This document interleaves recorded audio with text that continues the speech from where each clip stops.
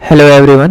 तो हम अपना प्रोजेक्ट स्टार्ट करने से पहले हम अपने स्प्रिंग इनिशियलाइज़र से हमें क्या करना है, हमें जो भी हमारा फाइल है उसे हम स्प्रिंग इनिशियलाइज़र से पहले डाउनलोड करेंगे और डाउनलोड करने के बाद हम सीधा उसे इंटेलिजेंट आइडिया से ओपन करेंगे। तो हम सर्च करते हैं स्प्रिंग इनिशियलाइज़र और ये जो हमारी जो फर्स्ट एबव जो लिंक है हमें इसे ओपन करना है। ओपन करने के बाद हमारा जो group artifact name description package name and packaging हमें सारे डिटेल्स करेक्टली फिल करने हैं और जो हम ग्रेडल यूज करने वाले हैं या फिर मेवन यूज करने वाले हैं, जो हमारे लैंग्वेज होंगे और जो स्प्रिंग बूट के जो वर्जन है ये हमें चूज करना है। तो लैंग्वेज में हमें जावा ऐड करना है और प्रोजेक्ट में हमें मेवन पे वर्क करना है और स्प्रिंग बूट में हमारा 3.31 वर्जन, ये अभी हमारा अपडेटेड वर्जन है तो हम यही चूज करेंगे। और project name com dot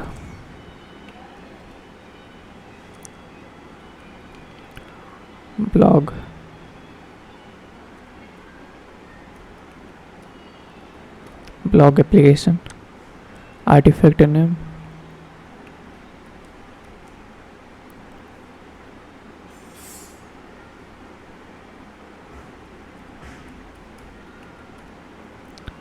blog application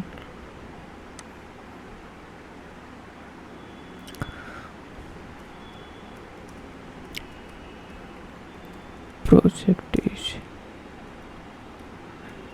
related to blog application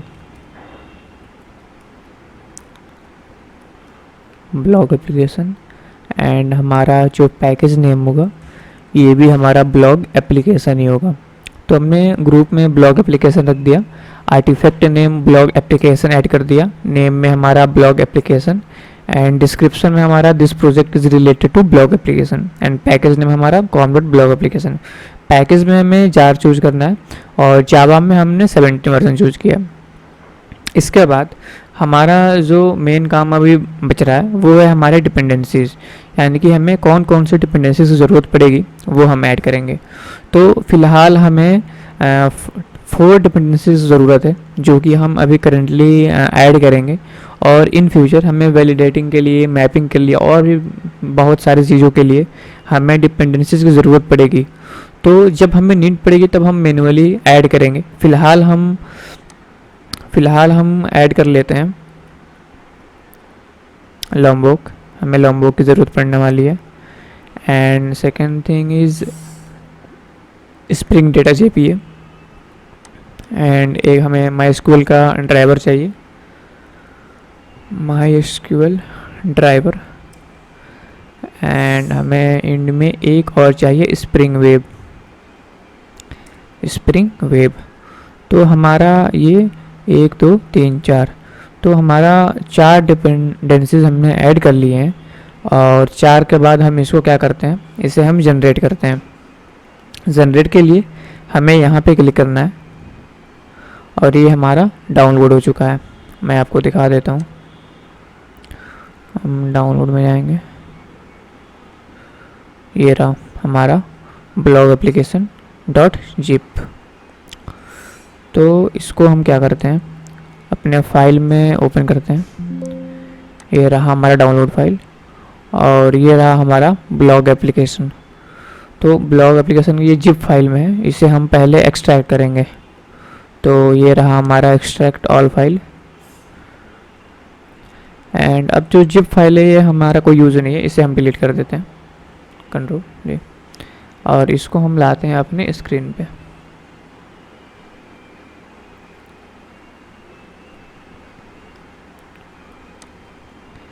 control V।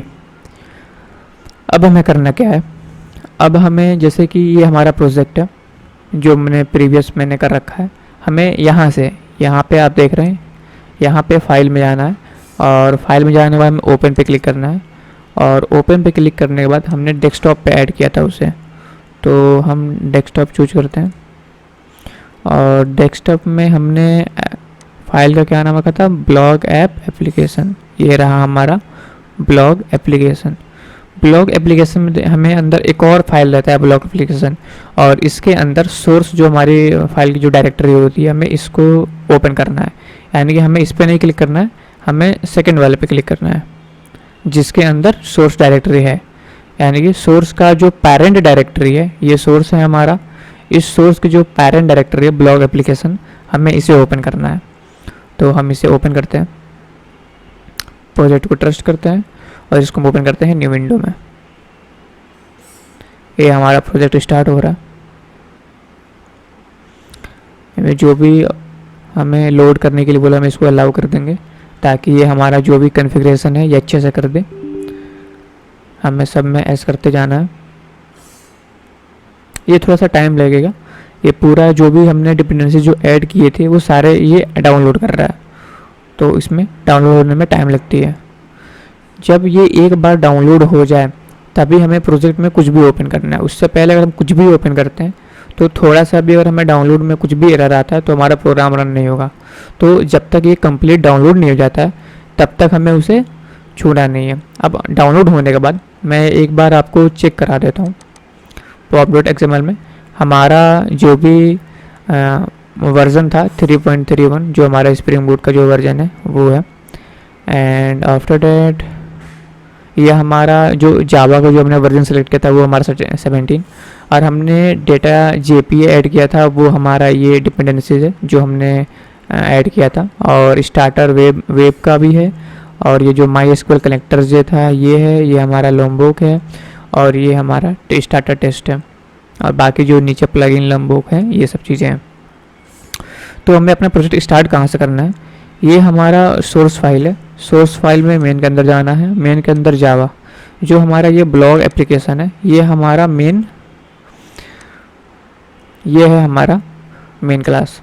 यहाँ से हमें जो भी हमारा मेन मेथड है, जो भी प्रोग्राम लिखेंगे रन, जो भी इसके अंदर जो भी हम लॉजिक लिखेंगे, कंट्रोलर जो भी बनाएंगे, हमें जब भी रन कराना होगा हम यहाँ से आके रन कराएंगे। तो चलते हैं, हम अपना प्रोजेक्ट स्टार्ट करते हैं और अपना कोडिंग करना स्टार्ट करते हैं। तो सबसे पहले हम क्या करते हैं, जो भी हमारे पैकेज की ज़रूरत पड़ेगी हम अपने सारे पैकेज पहले बना लेते हैं। तो सबसे पहले यहाँ पे आपको नोटिस करना है जो हमारा मेन पैकेज है, मेन पैकेज यानी कि जो com.blog एप्लीकेशन, ये हमारा मेन पैकेज है। जितने भी हम पैकेज बनाएंगे वो हमारा इस मेन पैकेज के अंदर होगा। तो हम यहाँ पे क्लिक करेंगे com.blog एप्लीकेशन पे, और इस पे न्यू पे जाके हम पैकेज पे क्लिक करेंगे। तो हमारा हमको बनाना है एक entities package, entities, and entities के बाद हमें एक पैकेज चाहिए और जो कंट्रोलर होगा, सॉरी हमने एक ही में बना दिया, हम इसको डिलीट करते हैं।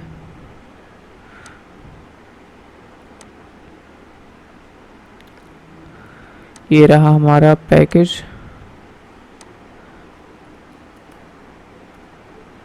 इंटिटीज़, और हमें इस पे क्लिक करना है न्यू, और न्यू पे पैकेज, और यहाँ पे होगा हमारा कंट्रोलर। ये रहा हमारा कंट्रोलर, और कंट्रोलर के बाद हम एक और पैकेज बनाते हैं जिसका नाम होगा पेलोड। ये रहा हमारा पेलोड, एंड इसके अलावा हमें एक पैकेज की और ज़रूरत है जिसका नाम होगा रेपो। एंड रेपो के बाद हमें दो पैकेज का और नीड है, जो कि एक हमारा होगा पैकेज सर्विस, ये रहा हमारा सर्विस, और इसके बाद हमारा एक पैकेज और जो कि सर्विस का इम्प्लीमेंटेशन, सर्विस इम्पल। तो टोटल हमारे कंट्रोलर हुए, इंटिटीज़ हुए, पेलोड हुए, रेपो हुआ, सर्विस हुआ और सर्विस इम्पल हुआ। हमें जब भी इतना हमें अभी करंट में नीड है, और जब भी हमें आगे और भी पैकेज की ज़रूरत पड़ेगी हम अपना पैकेज क्रिएट कर लेंगे। तो सबसे पहले अपना पैकेज इंटिटीज़ के अंदर चलते हैं, और इसके अंदर हमें एक क्लास बनाते हैं जो कि होगा हमारा यूज़र। ये रहा हमारा यूज़र, ओके। तो यूज़र के अंदर हमें कितने एट्रीब्यूट चाहिए, यूज़र के अंदर हम क्या क्या डेटा लेना चाहते हैं और अपने डेटाबेस में क्या क्या चीज़ें स्टोर करानी। तो हमारे यूज़र के अंदर एक तो आईडी तो ऑब्वियसली होने वाली है, जो कि हमारा एज ए प्राइमरी की एक्ट करेगी। तो प्राइवेट, ये रहा हमारा आईडी, सॉरी आईडी का हमें डेटा टाइप देना पड़ेगा, तो इंटीजर आईडी। एंड आईडी के बाद हम ले लेते हैं name, private string name. Name के बाद हमें ऐड कर लेते हैं private string email and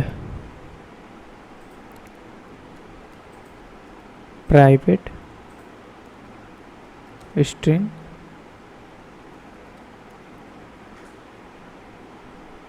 password. And password के बाद हम दो फील्ड और ले लेते हैं, private int age and private string gender. तो हमने टोटल क्या किया, हमें क्या करना है, डेटाबेस में यूज़र नेम से एक डेटाबेस में यूज़र नेम से टेबल क्रिएट करना है और उस टेबल के अंदर एक आईडी से रो होगा, नेम से रो होगा, ईमेल से रो होगा, पासवर्ड होगा उसमें और एज एंड जेंडर होंगे। तो कुछ एनोटेशन है, हमें एंटिटी नोटेशन हमें क्या हेल्प करता है, ये एंटिटी नोटेशन ऐड करने से क्या होता है, ये डेटाबेस में ये यूजर से टेबल क्रिएट हो जाता है, तो इसलिए हम एंटिटी नोटेशन का यूज करते हैं। एंड इसके अलावा जो हमारा आईडी है इसे हमें प्राइमरी की से एनोटेट करना है, तो प्राइमरी के लिए हम यूज करते हैं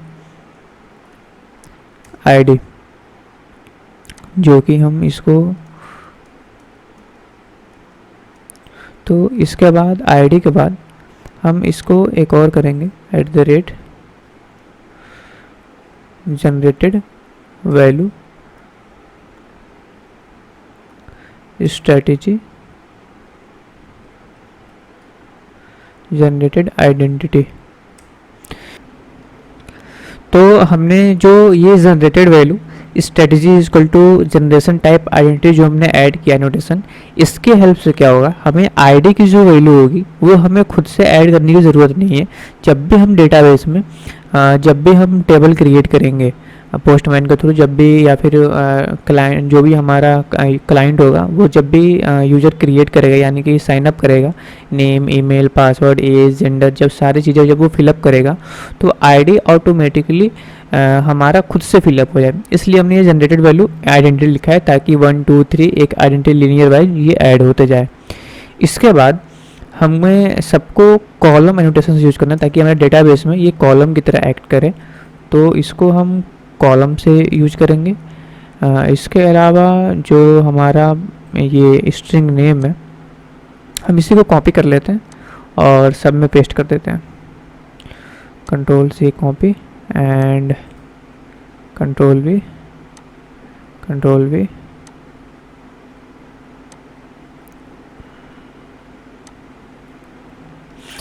इसके बाद हमें क्लास के ऊपर हमें कुछ गेटर सेटर की ज़रूरत पड़ेगी। तो ये रहा हमारा गेटर एंड ये रहा हमारा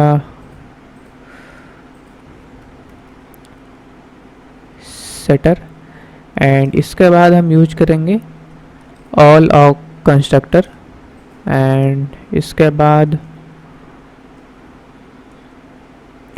no of constructor and then हम एक यूज और कर लेंगे टू स्ट्रिंग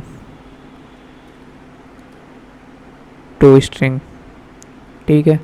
तो हमारा इतना चीज़ें कंप्लीट हो गई, यानी कि जो हमारा यूजर सर्विस था वो हमने कंप्लीट कर लिया है। ओके, तो हम एक चीज़ और देख लेते हैं। जो हमने यहाँ पे getter, setter, all of constructor and no of constructor जो हमने ये ऐड किया है टू स्ट्रिंग, ये हमारा तभी वर्क करेगा जब हमने लंबॉक इंस्टॉल किया होगा, हमने ऐड किया होगा। अगर आपने लंबॉक नहीं यूज़ किया हुआ है तो हम इसका सेकंड ऑप्शन भी दे सकते हैं। कोई ज़रूरी नहीं है कि हम एनोटेशन का यूज़ करें। फॉर एग्जांपल, अगर मुझे गेटर बनाना है या फिर सेटर बनाना है तो हम राइट क्लिक करके यहाँ पे जनरेट पे क्लिक करेंगे और जनरेट हम देख सकते हैं हमारे सारे ऑप्शन आ जाएंगे कंस्ट्रक्टर बनाने का, गेटर, सेटर। फॉर एग्जांपल मुझे गेटर बनाना है तो गेटर बनने के बाद मैं यहाँ पे सब पे क्लिक कर लूँगा, कंट्रोल ए, और क्लिक करने के बाद मैं जैसे ओके पे क्लिक करूँगा, हमारा आप देख सकते हैं जो हमारा गेटर है वो पूरा हमारा गेटर बन चुका है। तो ऐसे ही हम गेटर भी बना लेंगे, सेटर भी बना लेंगे, ऑल ऑफ कंस्ट्रक्टर भी बना लेंगे, नो ऑफ कंस्ट्रक्टर भी बना लेंगे। बट हमने ऑलरेडी गेटर एनोटेशन यूज कर दिए हैं हमने, तो हमें ये दोबारा करने की ज़रूरत नहीं। या तो आप एनोटेशन का हेल्प लेके यानी कि लंबो के यूज करके करो, या तो आप मैनुअली यहाँ पे ऐड कर लो। तो आप दोनों तरह से कर सकते हो, कोई इशू नहीं है। तो entity, getter, setter, all of constructor आप जो चाहे यहाँ से जनरेट पे आप जाके कर सकते हो। तो हमने यहाँ तक देख लिया था। अब हम क्या करते हैं, जो हमारा डेटाबेस का जो कॉन्फ़िगरेशन है, हम MySQL कॉन्फ़िगरेशन यूज करने वाले हैं। तो हमारा जो डेटाबेस का जो कॉन्फ़िगरेशन है उसको हम ऐड करने जा रहे हैं। और जो हमारा रिसोर्स के अंदर एप्लीकेशन प्रॉपर्टीज़ होती हैं, इसके अंदर जो हमारा डेटाबेस का जो कॉन्फ़िगरेशन होता है वो हम यहाँ पे अपना ऐड करते हैं। तो मैं पिछले प्रोग्राम से ये जो प्रॉपर्टीज़ हैं वो मैं ले रहा हूँ। तो हम यहाँ पे देख सकते हैं कि जो हमारा सर्वर डॉट पोर्ट है ये हमारा करेंटली अभी 9090 पे है। तो ये हम अपना पोर्ट खुद से डिफाइन कर सकते हैं। जो भी मान लो अगर हमारा 9090 पे कोई रिसेंटली हमारा कोई प्रोजेक्ट रनिंग पे है, तो दोबारा अगर हम 9090 पे अगर हम अपना पोर्ट एप्लीकेशन अगर रन करते हैं तो हमारा एरर आएगा कि इस पोर्ट नंबर पे ऑलरेडी कोई प्रोग्राम हमारा रन कर रहा है। तो अगर हमारा कोई प्रोग्राम 9090 पे नहीं चल रहा है तो फिर हम 9090 पे कर सकते हैं, या फिर रेंडमली हम कुछ भी नंबर दे सकते हैं। फॉर एग्जांपल 9292 मैंने अपना पोर्ट नंबर चेंज कर दिया है 9292, ये हमारा पोर्ट नंबर है। इसके बाद है हमारा spring dot data source dot URL। तो जो हमारा URL है, जिन्होंने JDBC या फिर कोर जावा में जो JDBC पढ़ के आए हैं उनको क्लियर पता होगा, और जो मेरे प्रीवियस जो वीडियोज़ हैं उन्होंने वो देखा भी होगा, तब भी उनको क्लियर पता होगा कि जो हमारा URL है हम पहले JDBC लिखते हैं, फिर MySQL, फिर कॉलन / लोकल होस्ट, एंड जो हमारा डेटाबेस का जो पोर्ट नंबर होता है 3306। उसके बाद से जो हमारा ये यूज़र 1 है, ये हमारा प्रीवियस ईयर का जो प्रीवियस प्रोजेक्ट का जो हमारा डेटाबेस था वो था। हम अपना खुद से डेटाबेस अभी क्रिएट करेंगे और क्रिएट करने के बाद उसका नाम हम यहाँ पे रखेंगे। और जो हमारा spring data source dot user name है, तो हमारा यूज़र नेम रूट है, और जो हमारा पासवर्ड है वो altaf786@# है। तो ये पासवर्ड सब यूज़र नेम सबका अपना डिफरेंट होगा, पासवर्ड सबका डिफरेंट होगा। तो आप अपना यूज़र नेम और पासवर्ड अपना डेटाबेस में चेक कर लें क्या है, और आप यहाँ पे अपनी वैल्यू ऐड करेंगे। और जो मैंने ड्राइवर और उसके बाद से यूज़र नेम पासवर्ड ऐड करने के बाद हमें ऐड करना है ड्राइवर क्लास नेम। तो ड्राइवर क्लास नेम में हमें com.mysql.cj.jdbc ड्राइवर, ये हमारा ड्राइवर का नेम है, ये हम ऐड करेंगे। और ड्राइवर ऐड करने के बाद मैंने यहाँ पे डायलेक्ट ऐड किया है। डायलेक्ट हम ऐड करें ना करें कोई प्रॉब्लम नहीं होती, हमारे प्रोग्राम में एरर नहीं आती। इसको हम चाहें तो अपना कमेंट भी कर सकते हैं, बट मैंने ऐड कर दिया है। आप इसको चाहो तो ऐड कर सकते हो अपना डायलेक्ट चेक करके, और अगर आपको नहीं ऐड करना है तो भी इसके वजह से एरर नहीं आने वाली है। और मे भी अगर एरर आती है तो आप ऐड करके देख लेते हो। और एक चीज़ मैं और क्लियर कर दूं, जो हमारा spring data source dot driver ये URL है, जो हमारा ड्राइवर है। तो जो पुराने जब हम वर्जन में जब हम ड्राइवर ऐड करते थे तो वहाँ पे CJ ऐड नहीं होता था, बट अभी जो न्यू वर्जन आया है तो उसमें हमें CJ ऐड करना पड़ता है। तो अगर आपके प्रोग्राम में एरर अगर आती है तो ड्राइवर से रिलेटेड, तो आप CJ एक बार ऐड करके या फिर एक बार रिमूव करके आप देख सकते हो, जिस पे आपका प्रोग्राम रन हो जाए। बाकी आपका अगर अपडेटेड ड्राइवर है तो कोई एरर नहीं आने वाला है। उसके बाद से हम spring dot JP hibernate DDL इसको मैंने ऑटो अपडेट कर दिया है, ताकि जैसे प्रोग्राम हम रन करें हमारे डेटाबेस में खुद से जो हमारे टेबल हैं वो खुद से क्रिएट हो जाए, हमें मैनुअली क्रिएट ना करना पड़े, इसलिए हमने अपडेट किया है। और स्प्रिंग JP सो SQL ट्रू किया है। इससे क्या होगा, जो भी हमारी क्वेरीज जो फायर होंगी वो हमारे कंसोल पे दिखेगी। जब मैं प्रोग्राम रन करूँगा तो मैं आपको फिर से दिखाऊँगा आपको कि इसका लिखने का क्या मतलब था मेरा। तो हम चलते हैं सबसे पहले डेटाबेस में, अपना खुद का एक डेटाबेस बनाते हैं और वो जो नेम्स हम डेटाबेस बनाएंगे वो हमें यहाँ पे ऐड करना है। तो मैं अपना माइस्क्वेल वर्कबेंच ओपन कर लेता हूँ। माइस्क्वेल वर्कबेंच ये मैंने ओपन कर लिया और यहाँ पे मैं अपना एक क्रिएट स्कीमा पे क्लिक करूँगा और यहाँ पे मैं ओपन कर लूँगा। मैं एप्लीकेशन नेम से मैं डेटाबेस क्रिएट कर लेता हूँ। Apply finish. एक बार हम रिफ्रेश करेंगे,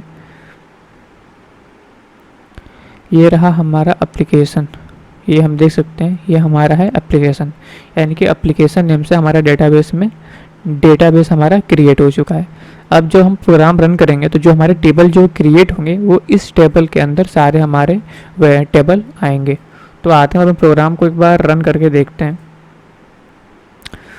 तो हम अपना मेन क्लास में आते हैं और यहाँ पे आने के बाद हमारा मेन ये रहा और यहाँ पे आने के बाद हम इसको पहले हम प्रॉपर्टीज़, यहाँ पे आकर हम अपना नेम तो भी लिखेंगे ना, एप्लीकेशन। तो हमने अपना डेटाबेस का नाम यहाँ पे लिख दिया है और अब चलते हैं ब्लॉग एप्लीकेशन पे और यहाँ आके हम इसको रन करते हैं। जो भी हम इसको इनेबल कर देंगे लॉम्बॉक।